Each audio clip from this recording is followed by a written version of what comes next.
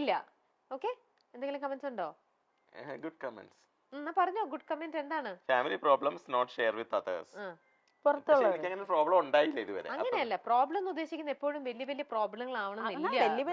നമ്മുടെ വീട്ടിലത്തെ എന്ത് കാര്യവും ഇപ്പൊ നമ്മളെല്ലാരും കാണുമ്പോൾ നമ്മള് എന്താ പറയാ, എന്തെങ്കിലുമൊക്കെ നമ്മുടെ ലൈഫിൽ കാര്യങ്ങൾ നടക്കില്ല. ഇതൊക്കെ ചില ആൾക്കാർ വള്ളി പുള്ളി വിടാണ്ട് മറ്റുള്ളവരുടെ അടുത്ത് പറയുന്ന ആൾക്കാരുണ്ട്. ചില ആൾക്കാർ എത്ര വലിയ ഇത് ഡിസാസ്റ്റർ വന്നാൽ പോലും മറ്റുള്ളവരുടെ അടുത്ത് ഷെയർ ചെയ്യില്ല. നമ്മുടെ ഫാമിലിയിലെ കാര്യങ്ങൾ മറ്റുള്ള അങ്ങനത്തെ രണ്ടു കൂട്ടവും ആൾക്കാർ നമ്മുടെ ഇടയിലുണ്ട്.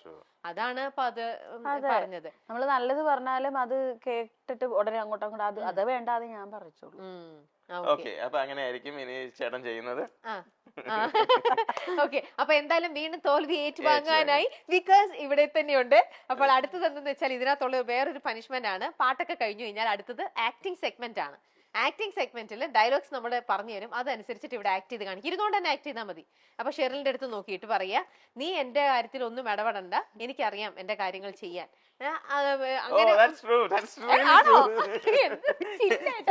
ഞങ്ങൾക്ക് കിട്ടിയ ടാസ്ക് ഭയങ്കര എല്ലാം വളരെയധികം ഇതായിട്ട് നിൽക്കുന്നതാണ് അല്ലേ? ഓക്കെ, ഞാൻ പറയുന്നത് ശരിയാണോ അല്ലയോ എന്ന് നീ ചെക്ക് ചെയ്യേണ്ട ആവശ്യമില്ല. നീ നിന്റെ ജോലി ചെയ്യാൻ, എനിക്കറിയാം എന്റെ കാര്യം നോക്കാൻ. ചിരിക്കൊന്നും ചെയ്യരുത്, നമ്മൾ നടനാവണം. ഓക്കെ, നടനായിക്കൊണ്ട് ആക്ടിംഗ് സെഗ്മെന്റാ ചെയ്തോ. ചിരിക്കരുത്. വികാസിലെ അഭിനേതാവിനെയാണ് നമ്മൾ കാണാൻ. നടനെ കണ്ടപ്പോ എനിക്ക് ചിരി വരികയാണ്. ഞാൻ ഇപ്പൊ ഈ പണിഷ്മെന്റ് എടുക്കുമ്പോ പറയാൻ, ഞാൻ അഭിനയിക്കില്ല, ഞാൻ ജീവിക്കും. നീ ആവശ്യമില്ലാതെ എന്റെ കാര്യത്തിൽ നിനക്ക് പണിഷ്മെന്റ് ഇല്ല. റെസ്പോണ്ട് ചെയ്തോ, കുഴപ്പമില്ല. വേണ്ട. ഓക്കെ, ആ റെസ്പോണ്ട് ചിലപ്പോ നിങ്ങൾക്ക് ട്രെൻഡിങ് ആയി പോകും. അതാ വേണ്ട, വികാസ് പറഞ്ഞാ മതി.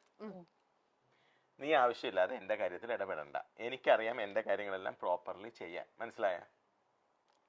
നീ ചെക്ക് ചെയ്യണ്ട, നീ നിന്റെ ജോലി ചെയ്താൽ മതി, എനിക്കറിയാം എന്റെ കാര്യം നോക്കാം. അങ്ങനെയാണ്. നീ ചെക്ക് ചെയ്യണ്ട, എനിക്കറിയാം എന്റെ കാര്യങ്ങൾ നോക്കാൻ. മനസ്സിലായോ? പോയി എല്ലാം സ്പ്ലിറ്റ് ആയി പോയി. ഒന്നും കൂടെ കണ്ടിന്യൂ ചെയ്തായിട്ട് പറ. ഇങ്ങനെ നീ എന്റെ കാര്യങ്ങൾ നോക്കാൻ എനിക്കറിയാം, അല്ലെങ്കിൽ എന്റെ ഇതിനെ നീ ചെക്ക് ചെയ്യാൻ വരണ്ട, നീ നിന്റെ കാര്യം നോക്കൂ, ഞാൻ എന്റെ കാര്യം നോക്കൂ. അങ്ങനെ ഒരുമിച്ചൊന്ന് പറഞ്ഞാൽ മതി. റെഡി?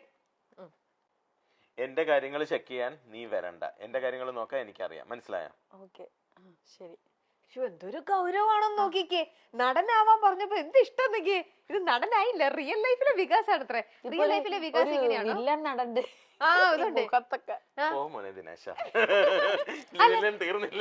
അല്ല, ചോദിക്കട്ടെ ഷെറിൽ, പൊതുവെ വികാസ് ദേഷ്യപ്പെടുന്ന ടൈപ്പാണോ അതോ മുൻഷണ്ടിക്കാരനാണോ അതോ എപ്പോഴും നല്ല സോഫ്റ്റ് ആയിട്ട് ഇങ്ങനെ ഒരു ഉണ്ടോ? ദേഷ്യമൊക്കെ ഉണ്ടാവും, അത് ഈ വർക്കിന്റെ ആ ഒരു അല്ല, ചിലർക്ക് ഇപ്പൊ മുൻഷുണ്ടി അങ്ങനെയൊന്നുമില്ല. അങ്ങനെ എല്ലാത്തിനും തൊടുന്നതിനും പിടിക്കുന്നതിനും അങ്ങനെയൊന്നുമില്ല. ഓക്കെ, ശരി. ഇതേപോലത്തെ ഒരു വീടും കൂടെ വികാസിന് എവിടെയെങ്കിലും കൂടെ വെക്കണമെന്ന് താല്പര്യമുണ്ടോ? ഒരുപാട് യാത്ര ചെയ്യുന്ന ആളല്ലേ, അപ്പോൾ ചില സ്ഥലങ്ങൾ കാണുമ്പോൾ നമുക്ക് കൊതി തോന്നും അല്ലേ? എന്ത് ഭംഗിയുള്ള ഒരു ഇതാണ്. അപ്പം നമുക്ക് ഈ ഒരു സ്ഥലത്തും കൂടെ, ഈ ഒരു സ്ഥലത്ത് എനിക്കൊരു കുഞ്ഞു വീട് വെക്കണം, അല്ലെങ്കിൽ വലിയ വീട്, ഒരു വീട് വെക്കണം എന്ന് നമ്മൾ ചിലവരൊക്കെ യാത്ര ചെയ്യുമ്പോൾ ഒരുപാട് ആഗ്രഹിക്കും. അങ്ങനത്തെ ഒരു ആഗ്രഹം വികാസിന് എപ്പോഴെങ്കിലും? ഏത് സ്ഥലത്താണ്? ഗുരുവായൂർ. ആണോ? ഞങ്ങൾ രണ്ടുപേരും ഒന്നേ പറ ഗുരുവായൂർ. ആണോ? ഇതൊക്കെ ചോദിച്ചുകൂടായിരുന്നോ? ആണോ അല്ലേ? അപ്പൊ അന്ന് എന്തായിരുന്നു, ഗുരുവായൂർ തന്നെ വീട് വെച്ചൂടെ? ഗുരുവായൂർ ക്രിസ്ത്യൻ സഹായിച്ചാൽ ഗുരുവായൂർ വെക്കും ഞാൻ ഉടനെ തന്നെ. മരിക്കും മുമ്പ്. അതൊന്നും വേണ്ട, നമുക്ക് ഉടനെ തന്നെ ഗുരുവായൂരപ്പന്റെ തൊട്ടടുത്ത് ആ മണ്ണില് ഒരു വീട് വെക്കാൻ അനുഗ്രഹിക്കട്ടെ ദൈവം. ആ ഒരു ഇതായിട്ടും ഉണ്ടാവട്ടെ. പക്ഷെ അത് നമുക്ക് എത്രയും പെട്ടെന്ന് വേണം. അതിനെന്താ ചെയ്യാ? ബൈറ്റ് ഹോംസ് ഫോറിൽ പോയാൽ മാത്രം മതി. യെസ്, ബൈറ്റ് ഹോംസ് ഫോറിൽ പോയാലേ. ഇപ്പം എനിക്കറിയാം, ഇതൊരു വലിയൊരു മാളികയാണ് ഇപ്പൊ ഉണ്ടാക്കിയിരിക്കുന്നത്. ഒരുപാട് നാളത്തെ സമ്പാദ്യമാണ് അത് ഈ വീട്ടിൽ വന്നിരിക്കുന്നത്. ഇപ്പൊ ഉടനെ തന്നെ വീടെന്ന് പറഞ്ഞൊരു സ്വപ്നം എന്ന് പറയുന്നത് ഏതൊരു മനുഷ്യനും. പക്ഷെ അങ്ങനെയുള്ള സമയത്ത് നമ്മളെ ഹെൽപ്പ് ചെയ്യാനുള്ളതാണ് ബൈറ്റ് ഹോംസ് ഫോർ. പകുതി പൈസ മാത്രം നമ്മൾ കയ്യിൽ കരുതിയാൽ മതി. പകുതി പൈസ വെച്ച് നമുക്ക് വീട് പണി തുടങ്ങാം. ബാക്കിയുള്ള പകുതി പൈസ 50 തവണകളായിട്ട് 50 മാസങ്ങളായിട്ട് നമ്മൾ അടച്ചാൽ മതി. അതൊരു വലിയൊരു ഹൈലൈറ്റ് ആണ്. പിന്നെ നമുക്ക് പ്ലാനും കാര്യങ്ങളെല്ലാം അവർ ഫ്രീ ആയിട്ട് തരും. പിന്നെ സൈറ്റിലത്തെ കാര്യങ്ങളും ഇതെല്ലാം നമുക്ക് ഈ ആപ്പ് ഉള്ളത് കൊണ്ട് നമുക്ക് അപ്ഡേറ്റ്സും കാര്യങ്ങളെല്ലാം നമുക്ക് അറിയാൻ പറ്റും. അപ്പം എല്ലാ കാര്യങ്ങളും അറിയാം. അപ്പൊ അതുകൊണ്ട് നമ്മൾ നേരിട്ട് എപ്പോഴും സൈറ്റിൽ പോവുക, ഡെയിലി പോയി വിസിറ്റ് ചെയ്യേണ്ട കാര്യങ്ങളൊന്നുമില്ല. നമുക്ക് എല്ലാ കാര്യങ്ങളും അതാത് നിമിഷം നമുക്ക് അറിയാൻ പറ്റും. അതുകൊണ്ട് ഇനി ഗുരുവായൂർ ഒരു വീട് വെക്കുമ്പോൾ ബൈറ്റ് ഹോംസ് ഫോർ. ഓക്കെ, അപ്പൊ ഉടനെ ബൈറ്റ് ഹോംസിൽ ഞാൻ കോൺടാക്ട് ചെയ്യുന്നുണ്ട്. ഇത് ജെന്യൂൻ ആയിട്ട് പറഞ്ഞു കേട്ടോ. ഗുരുവായൂർ അപ്പൊ ഉടനെ വീട് വെക്കാൻ ഞാൻ പോവാണ്. അപ്പൊ ഞങ്ങൾക്ക് വീണ്ടും ഒരു ഹോം ടൂറുമായി പാലുകാച്ചലിന് പോകേണ്ട ഒരു വിശേഷമായി. ആ പാലുകാച്ചലിന് രമ്യ അവിടെ എന്തായാലും എന്തായാലും ഉണ്ടാവും ഉറപ്പായിട്ടും. ശരി, നമുക്ക് അടുത്ത ചോദ്യത്തിലേക്ക് പോവാം. വികാസിന് ഒരു അസൗകര്യം വരുന്ന പക്ഷം ഒരു പ്രൊഫഷണൽ വെഡിങ്ങിന് റിഫർ ചെയ്യാൻ സാധ്യതയുള്ള മറ്റൊരു മേക്കപ്പ് ആർട്ടിസ്റ്റിന്റെ പേര്. വികാസിന് ചില ദിവസങ്ങളൊക്കെ ഒരുപാട് തിരക്കുകൾ വരും, ചിലപ്പോൾ കമ്മിറ്റഡ് ആയിരിക്കും, പക്ഷെ അന്നേരം തന്നെ അവർക്ക് ആ മറ്റേ സൈഡിൽ കല്യാണം അന്നേരം നടത്തണമല്ലോ. വികാസിന് പോകാൻ പറ്റിയില്ലെങ്കിൽ എപ്പോഴും റെഫർ ചെയ്യുന്ന അടുത്തൊരാളുടെ പേര്, ഒരാളുടെ പേര് എഴുതിയാൽ മതി. എഴുതിയോ? നോക്കട്ടെ. വികാസിന്റെ ആൻസർ ടോണി. ഓ എന്റെ അമ്മേ, finally Tony you save me. Finally ഒരു ആൻസർ ആണ്. മലപ്പുറത്തെ റൗണ്ടിൽ രണ്ടുപേരും റെഡി ആയി. എനിക്ക് അവസാന നിമിഷം മിസ്സായിരിക്കുകയാണ്. ഈ ടോണി വികാസിന്റെ കൂടെ എപ്പോഴും ഉള്ള ആളാണോ? നിങ്ങൾ തമ്മിലുള്ള ഫ്രണ്ടാണ്. ഇപ്പൊ ഇങ്ങനെ പറയുമ്പോ ഞാൻ റെഫർ ചെയ്യുന്ന ടോണിനെയാണ്. Okay, very good. അപ്പൊ എന്നാ ഇറൈസ് ചെയ്തോ പെട്ടെന്ന് പെട്ടെന്ന്. ടോണിക്ക് ഒരു ഹാപ്പി ആവും. ശരിക്കും ഈ പോർഷൻ ടോണിക്ക് അയച്ചു കൊടുക്കാം. വികാസ് അണിയിച്ചൊരുക്കിയിട്ടുള്ള കല്യാണ ബ്രൈഡുകളിൽ ഷെറിനെ ഏറ്റവും കൂടുതൽ അപ്രീഷിയേറ്റ് ചെയ്തിട്ടുള്ളത് ആരുടെ മേക്കപ്പ് കണ്ടിട്ടാണ്? അതിപ്പോ പറഞ്ഞാൽ ആർട്ടിസ്റ്റ് ആണോ അതോ ഏതായാലും കുഴപ്പമില്ല. ബ്രൈഡ്, ആർട്ടിസ്റ്റ് ആവണമെന്നൊന്നുമില്ല. ബ്രൈഡ്, അത് ആർട്ടിസ്റ്റ് സെലിബ്രിറ്റി ആയിക്കോട്ടെ, സാധാരണ ഇതായിക്കോട്ടെ. എഴുതി കഴിഞ്ഞു. നോക്കട്ടെ. അതും കറക്റ്റ് ആയിട്ട് വന്നിരിക്കുകയാണ്. എവിടെയാണ് ഈ ദുർഗ? ദുർഗ ഗുരുവായൂർ അമ്പലത്തിൽ വെച്ചിട്ടായിരുന്നു. ആണോ? ആക്ച്വലി അതൊരു ആർട്ടിസ്റ്റ് ആണ്, ദുർഗ കൃഷ്ണ. ആ ദുർഗയാണോ? ഓക്കെ ഓക്കെ, ശരി, ഇറൈസ് ചെയ്തോ. രണ്ടുപേരല്ല, ആദ്യം ഒരാള്, 1 by 1. ഞാൻ നിന്നെ വേദനിപ്പിച്ചിട്ടുണ്ടോ? ഇതിന്റെ എക്സ്പ്ലനേഷൻ ഞാൻ അങ്ങോട്ട് ആ മനസ്സ് തുറന്നു ഉണ്ടോ ചോദിക്കാം. ചോദിച്ചിട്ട് അല്ലെങ്കിൽ എന്താന്ന് വെച്ചാൽ അത് നിങ്ങൾ തമ്മിൽ. ഞാൻ ഇതിനകത്ത് ഈ പിക്ചറിൽ ഞാനില്ല. ഞാൻ നിന്നെ വേദനിപ്പിച്ചിട്ടുണ്ടോ? ഞാൻ നിന്നെ വേദനിപ്പിച്ചിട്ടില്ല എന്നെനിക്ക് തോന്നിയിട്ടില്ല. പലപ്പോഴും പല കാര്യങ്ങൾക്കും ഞാൻ എൻ്റെത് മാത്രം ശരിയെന്ന് ഞാൻ വിചാരിച്ചിട്ടുണ്ട്. പക്ഷെ അങ്ങനല്ല, ദർ ഷുഡ് ബി എല്ലാ വ്യൂ പോയിന്റ്സും നോക്കണം എന്ന് എനിക്കറിയാം. അപ്പം പറയാനുണ്ടെ പറയാം, കമന്റ് ചെയ്യാൻ, തിരിച്ച് സംസാരിച്ചോളൂ. എന്തെങ്കിലും പറയാനുണ്ടെങ്കിൽ ഇല്ല, ഇല്ലെങ്കിൽ ഇല്ല. ഓക്കെ, കഴിഞ്ഞോ? ഇത് ശരിയല്ലോ രമ്യ. അന്ന് ഞാൻ അങ്ങനെ പെരുമാറിയത് വിഷമമായോ? അങ്ങനെ എന്തെങ്കിലും ഉണ്ടോ? നിങ്ങൾ ഇന്ന് ഇട്ട് വന്നതാണ് ഏറ്റവും വലിയ തെറ്റ്. വെള്ളം കുടിപ്പിച്ചോ? ഓ, ഇതായിരുന്നെങ്കിൽ കൊള്ളായിരുന്നു. നീ എനിക്ക് തന്നെ ഏറ്റവും വിളവെടുപ്പുള്ള അത് അടുത്തുണ്ട്. രണ്ടും വേണം.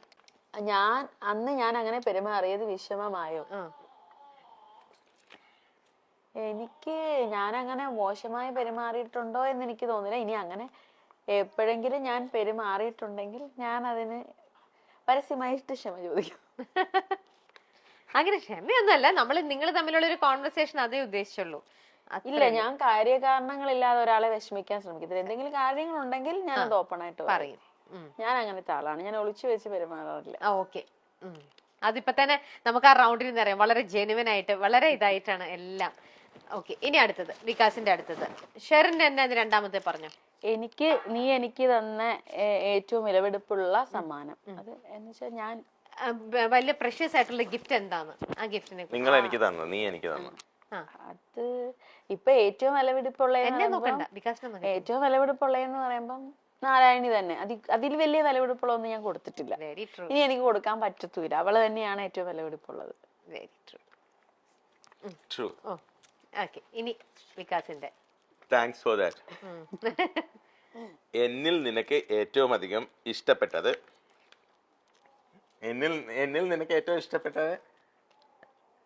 എന്താണെന്ന് ഓഫ് കോഴ്സ് ഞാൻ എപ്പോഴും സോറി പറയും. കറക്റ്റ് ആണോ? എന്തെങ്കിലും ഒരു ചെറിയ മിസ്റ്റേക്ക് ഉണ്ടെങ്കിൽ അന്നേരം എന്നോട് ഒരു 5 മിനിറ്റിനകം സോറി പറയാറുണ്ട്. അങ്ങനെ കൂട്ടുകൂടും. ഞാനാണ് അന്നേരം ഇച്ചിരി മസിൽ പിടിക്കാറുണ്ട്. അങ്ങനെയാണ്. ഓക്കെ, അത് വലിയൊരു ഇത് അപ്രീഷിയേറ്റ് ചെയ്യേണ്ട ഒരു കാര്യം തന്നെയാണ്. കാരണം എല്ലാവരും സോറി പറയാൻ വളരെയധികം ഈഗോ ഉള്ള മനുഷ്യരാണല്ലോ നമ്മുടെ ഇപ്പോഴിവിടെ. ആ ഒരു ഈഗോയിസ്റ്റിക് ഇതിൽ ആരും പറയില്ല. ചിലർക്ക് അറിയാം എന്റെ ഭാഗത്താണ് മിസ്റ്റേക്ക് എന്നാലും ഈഗോ കാരണം അത് അഡ്മിറ്റ് ചെയ്യാൻ ബുദ്ധിമുട്ടാണ്. അത് വലിയൊരു മനസ്സാണ് കേട്ടോ വികാസ്. തിരിച്ചും അങ്ങനെയാണ്, ഷെറിലും സോറി. പക്ഷെ എപ്പോഴും നമ്മളൊരിക്കലും ഒരു കൈ കൊണ്ട് അടിച്ച സൗണ്ട് വരില്ല.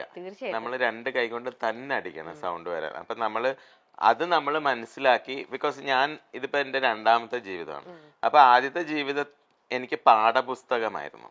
അപ്പൊ നമ്മൾ ആ പാഠപുസ്തകത്തിൽ നിന്ന് എന്ത് ചെയ്യാം എന്ത് ചെയ്തുകൂടാന്ന് നമ്മൾ പഠിച്ചു. അല്ലാതെ അവിടെ അതിന്റെ ഒരു റിപ്പീറ്റ് കോപ്പി പേസ്റ്റ് അല്ലല്ലോ നമുക്ക് ഇവിടെ വേണ്ടത്.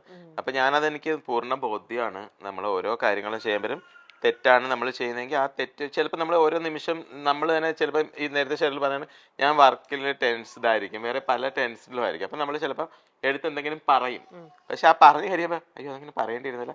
സോ ഞാനത് അപ്പം തന്നെ ഞാൻ സോറി പറയും. അത് ഞാൻ ഡിലേ ആക്കത്തില്ല.